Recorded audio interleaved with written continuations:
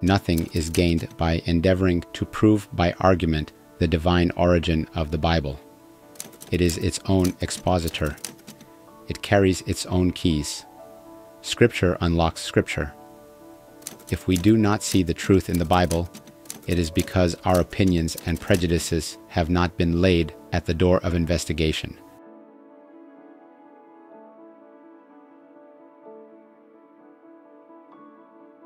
Di Kejadian 3 ayat 1, setan di Taman Eden mengatakan kepada Hawa, "Yea, hath God said?"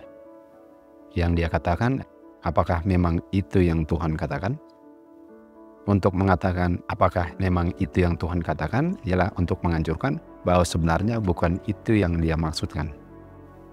Walaupun itu yang dia katakan, tapi bukan itu yang God maksudkan. Buktinya di Kejadian 3 ayat 4. Setan bilang kepada wanita, kalau kamu makan buah yang dilarang untuk dimakan, kamu sebenarnya nggak akan mati. Sementara yang Tuhan katakan di Kejadian 2 ayat 13, kalau kamu makan buah yang dilarang, kamu pasti akan mati. Jadi setan menganjurkan bahwa yang Tuhan ucapkan itu, yang didengar Hawa itu, bukan maksudnya yang Tuhan katakan. Walaupun yang kamu dengar adalah kalau kamu makan buah yang dilarang, kamu akan mati, setan menganjurkan kepada Hawa bahwa yang dia maksudkan adalah kamu sebenarnya tidak akan mati. Dan itu sebabnya dia katakan, hath God said? Apakah itu yang Tuhan katakan? Itu adalah penggodaan pertama, dan disitulah manusia jatuh ke dalam dosa, karena setan menganjurkan bahwa yang Tuhan ucapkan bukan yang dia maksudkan. Dan karena Hawa percaya, dunia ini dimasuki dosa.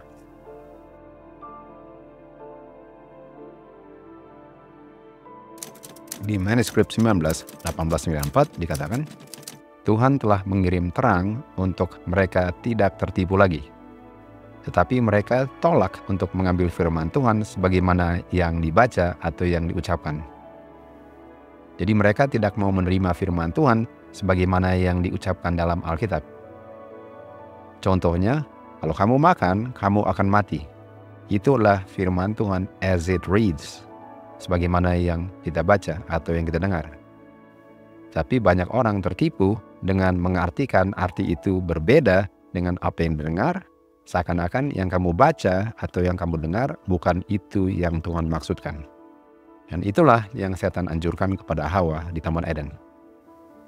Sekarang mereka menerima error atau kesalahan. Mereka pilih untuk menerima tipuan-tipuan setan daripada thus saith the Lord, apa yang Tuhan telah firmankan. Jadi di Taman Eden, Hawa menerima anjuran setan bahwa yang dia dengar bukan apa yang Tuhan maksudkan.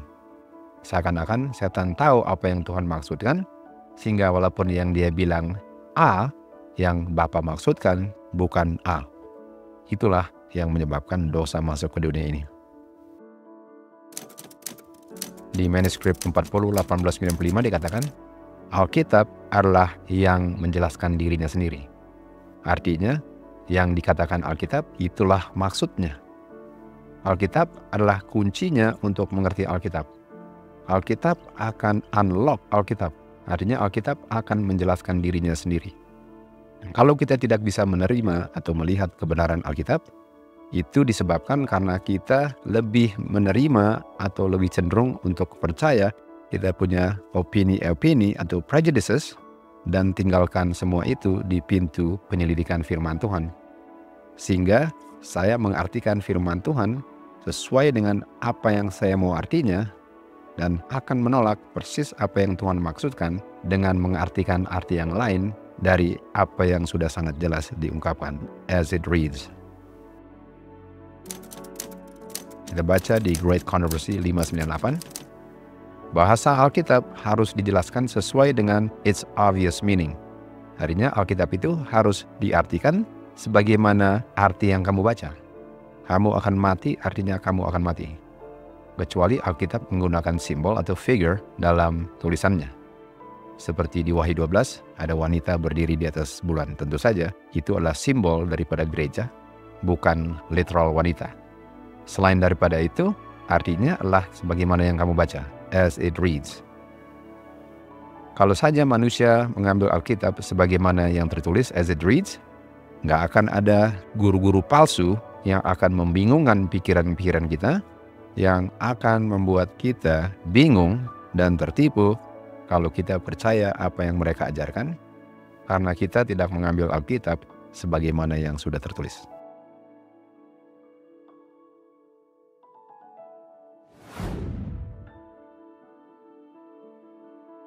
Jadi kita akan gunakan Alkitab itu sendiri untuk menjelaskan dirinya sendiri.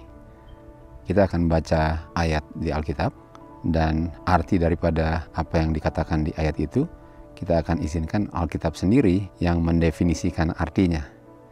Kita tidak akan menggunakan bahasa Grikanya atau bahasa Ibraninya, tetapi kita akan mengizinkan Alkitab itu sendiri dari ayat-ayat yang lain yang akan mendefinisikan apa arti daripada kata di ayat-ayat yang kita akan baca.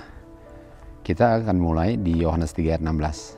For God so loved the world, that he gave his only begotten Son, that whosoever believeth in him should not perish, but have everlasting life. Nah, kata begotten ini, kita mau izinkan Alkitab untuk menjelaskan dirinya sendiri. Karena kata begotten ini di akhir zaman diartikan sebagai diciptakan. Apakah Alkitab mengartikan kata begotten diciptakan, sebagaimana banyak yang mengartikan arti itu di begotten? Kita akan izinkan Alkitab sendiri untuk mengartikan arti begotten di Yohanes 3 ayat 16. Di Bilangan 11 ayat 12 dikatakan, Have I conceived all these people? Have I begotten them? Jadi kata begotten di sini digunakan sama artinya dengan kata conceive. Dan conceive itu ialah to begin the formation of the embryo or fetus. Artinya untuk mulai sebagai pembentukan embrio itu atau fetus. Dan kata conceive ini kita lihat di Kejadian 30 ayat 39. Conceive ialah untuk give birth atau to brought forth.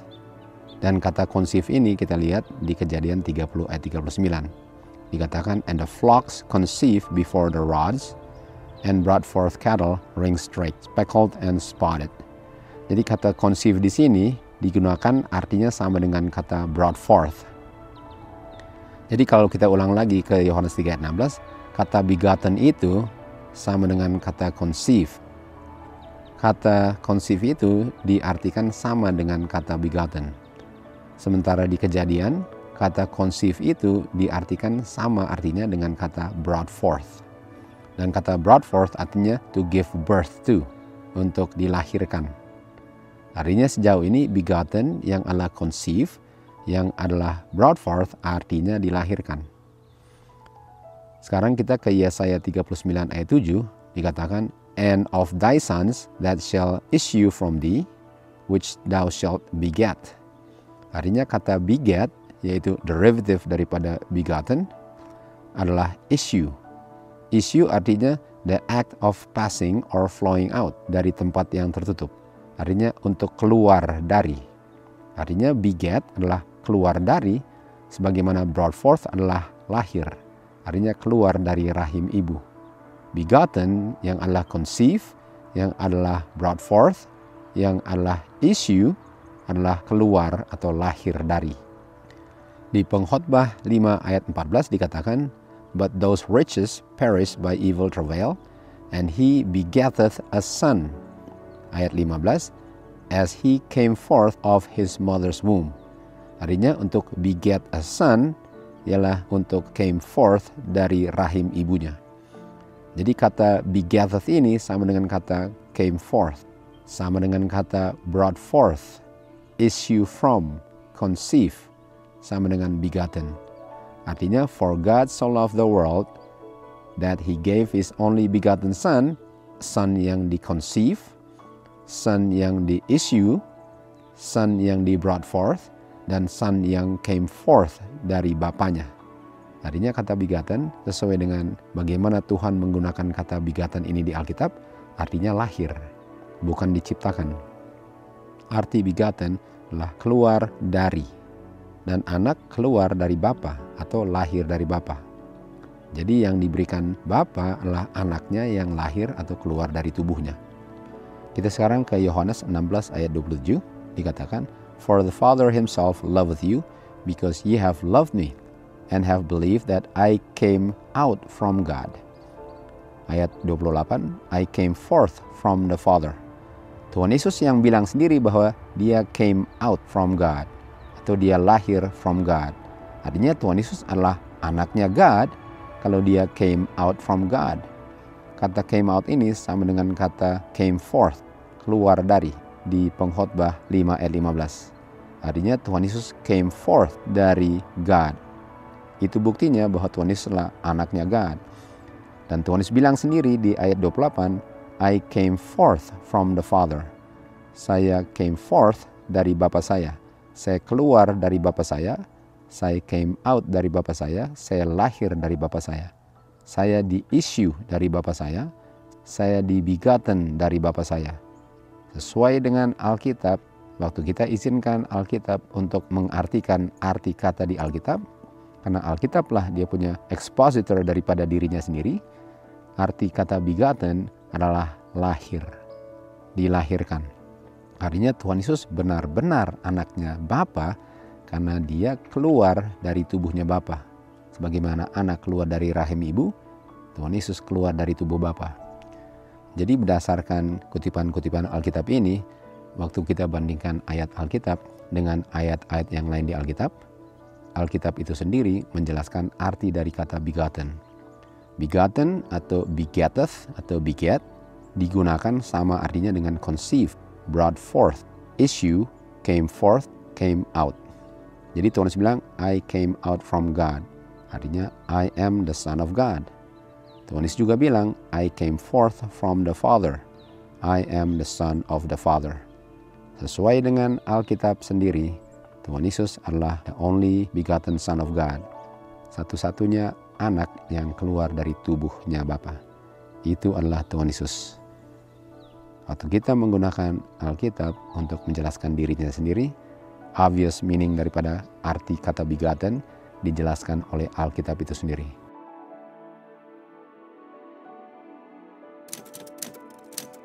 Sesuai dengan Adventist Biblical Research Institute, hubungan bapa dan anak tidak bisa diartikan secara literal. Karena katanya bahwa anak itu sebenarnya bukan anaknya God. Anak bukan the natural son of God, bukan the literal son of the Father. Dikatakan bahwa anak yang natural ada awalnya, sementara Tuhan Yesus tidak ada awalnya. Dan kata anak ini hanya bisa diartikan secara metaphorically atau secara kiasan. Jadi Tuhan Yesus sebenarnya bukan anaknya God. Kata begotten artinya bukan artinya dilahirkan. Sementara yang kita baca tadi di Alkitab, waktu kita izinkan Alkitab untuk mengartikan dirinya sendiri, arti daripada begotten adalah anak yang keluar dari bapanya. Artinya Adventist Biblical Research Institute, mereka mengartikan kata begotten tidak sesuai dengan apa yang diartikan Tuhan dalam penggunaan kata itu di Alkitab. Mereka menggunakan arti sendiri yang bertentangan dengan apa yang dikatakan di Alkitab. Jadi pertanyaannya, apakah saya mau percaya Biblical Research Institute atau saya mau percaya firman Tuhan sebagaimana yang tertulis di Alkitab?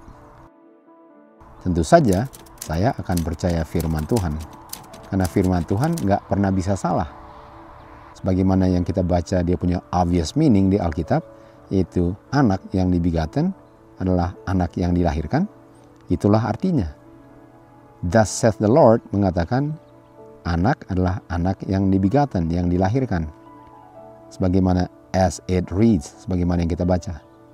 Jadi kita ingat bahwa Hawa ditipu karena setan menganjurkan bahwa yang Bapa bilang bukan itu artinya. Dan inilah yang dianjurkan oleh Biblical Research Institute, bahwa the obvious meaning daripada apa yang dikatakan di Alkitab bukan itu artinya. Kita kembali lagi ke Yohanes 16. Tetapi Yohanes 16 ini didahului oleh Yohanes 15. Dan di Yohanes 15, Tuhan Yesus katakan, I am the true vine and my Father is the husbandman. Tuhan Yesus menggunakan I am the true vine sebagai perumpamaan. Karena kita tahu Tuhan Yesus itu bukan pokok anggur. Tetapi dia menggunakan parable atau Proverbs, yaitu perumpamaan, untuk mengilustrasikan bahwa Tuhan Yesus itu adalah sumber daripada semua yang kita terima. Sebagaimana cabang-cabangnya menerima dari dia punya sumber atau dia punya pokok anggur, demikian juga kita menerimanya dari Kristus. Jadi Yohanes 15 itu adalah perumpamaan, parable atau Proverbs. Sementara di Yohanes 16 ayat 25 dikatakan, hal-hal yang aku ucapkan kepada kamu, aku ucapkan dalam perumpamaan, dalam Proverbs. Sebagaimana yang dia sudah katakan dari Yohanes 15. Tetapi tiba waktunya di mana saya tidak akan mengungkapkan kepada kamu dalam Proverbs atau perumpamaan. Jadi di Yohanes 16 ayat 25, Tuhan Yesus katakan, Tuhan Yesus akan mengatakan sesuatu plainly, bukan secara Proverbs. Artinya yang dia katakan itulah artinya, bukan kiasan, bukan metaphorically. Lalu dia katakan, saya akan menunjukkan kepada kamu plainly of the Father. Sebagaimana yang tertulis, thus said the Lord, as it reads, its obvious meaning. Ayat 27, for the Father himself loveth you, because you have loved me, and have believed that I came out from God. Jadi di ayat 27 Tuhan Yesus katakan, Bapa sangat mengasihi kamu karena kamu percaya bahwa saya keluar atau begotten dari Bapa saya atau dari God. Dan sekarang Tuhan Yesus bilang, saya speak plainly. Arti yang saya bilang adalah sebagaimana yang saya bilang, bukan kiasan. Tuhan Yesus sekarang waktu bicara bahwa dia adalah anak yang keluar dari God, dia tidak berbicara metaphorically atau dalam Proverbs atau dalam perumpamaan. Dan secara plainly Tuhan Yesus katakan, saya came out from God. Ayat 28, I came forth from the Father. Saya keluar, lahir, issued from Bapa saya. I came forth, saya keluar, saya lahir dari Bapa saya. Dan hal ini Tuhan Yesus ucapkan secara plainly, bukan dalam bentuk metaphor atau Proverbs atau perumpamaan. Ayat 29, murid-muridnya bilang kepada dia, sekarang engkau berbicara plainly dan engkau tidak berbicara dalam Proverbs atau secara metaphor. Yang engkau katakan, engkau keluar dari Bapa dan itulah the obvious meaningnya, itulah artinya. Artinya Tuhan Yesus benar-benar keluar dari Bapanya dan kita tidak boleh mengartikan itu sebagai kiasan atau metaphor karena Tuhan Yesus sendiri yang mengatakan bahwa dia came forth dari Bapanya. Dan Tuhan Yesus berbicara plainly, bukan menggunakan perumpamaan atau Proverbs. Dan murid-muridnya juga mengerti bahwa Tuhan Yesus berbicara plainly, bukan Proverbs. Dan murid-murid mengerti bahwa Tuhan Yesus adalah anaknya God, karena Tuhan Yesus keluar atau lahir dari Bapanya. Dan Bapa mengasihi murid-murid karena murid-murid percaya bahwa Tuhan Yesus keluar dari Bapanya. Dan di ayat 30, murid-murid mengatakan, sekarang kita mengetahui bahwa engkau mengetahui segala-galanya. By this, dengan apa yang engkau telah ungkapkan, kita percaya bahwa engkau camest forth from God. Kita percaya bahwa engkau keluar, begotten. Arti begotten adalah lahir. Murid-murid benar-benar percaya bahwa Tuhan Yesus sesungguhnya adalah anaknya God. Bukan anak yang diartikan secara kiasan. Berbeda dengan yang diajarkan oleh Adventist Biblical Research Institute. Mereka ajarkan bahwa Tuhan Yesus bukan anaknya yang literal. Mereka ajarkan bahwa Tuhan Yesus bukan anak literal daripada Bapa. Dia bukan anak natural daripada Bapa. Dan kata anak harus digunakan secara metaphor atau digunakan sebagai Proverbs. Sementara Tuhan Yesus sendiri mengatakan, waktu dia bilang bahwa dia keluar dari Bapanya, dia bicara plainly. Dia nggak menggunakan Proverbs. Sekali lagi, siapa yang saya mau percaya? Tuhan Yesus dan murid-muridnya yang mengerti waktu Tuhan Yesus mengatakan bahwa dia adalah anaknya God karena keluar dari Bapanya, atau saya mau percaya Biblical Research Institute. Itu adalah pilihan masing-masing. Tetapi kalau kita mau ambil Alkitab sesuai dengan dia punya obvious meaning, sesuai dengan as it reads, sesuai dengan thus saith the Lord, kita nggak ada pilihan selain untuk percaya bahwa Tuhan Yesus sesungguhnya adalah anaknya God.